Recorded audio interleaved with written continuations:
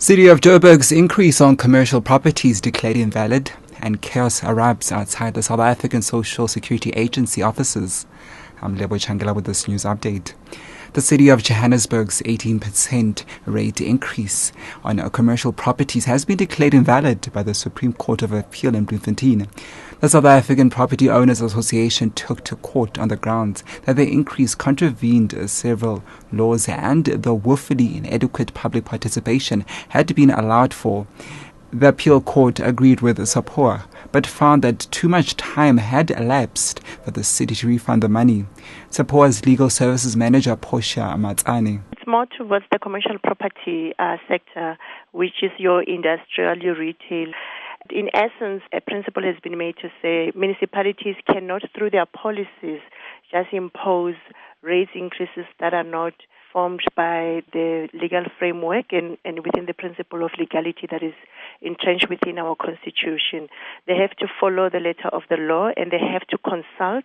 Chaos has erupted outside the South African Social Security Agency offices in Athlone on the Cape Flats after scores of people who thought they would be eligible for food vouchers were turned away. The Department of Social Development says the vouchers are meant as interim assistance to families who have lost a breadwinner. Residents have vowed to remain outside the office until they get clarity on the matter. One of them, who was identified as Andiswa, had this to say. There was a guy that he was here with us this morning, but he's not coming from SASA. He's coming from the police station. He's a commando or whatever in the police station. He's saying it's supposed to work like this. The people who are supposed to get these 1,200 vouchers is people who they are not working at all. Then they qualify for the 1,200. But they have already given to the wrong people already. Flooding caused by a faulty valve at Charlotte Maxeke Johannesburg Academic Hospital has been stopped. The Gauteng Health Department says the flooding was immediately reported and officials with the assistance of hospital cleaners are currently drying up the area affected by the flooding. The department says no major disruptions were reported and patient care was not compromised. And 3 housing officials have been arrested in connection with the alleged syndicate which allegedly sold government-owned land in Lenasia, south of Johannesburg. A probe has revealed that fraudsters have sold stands and issued buyers with fraudulent deeds of sale. Several houses have been demolished in the last 2 days.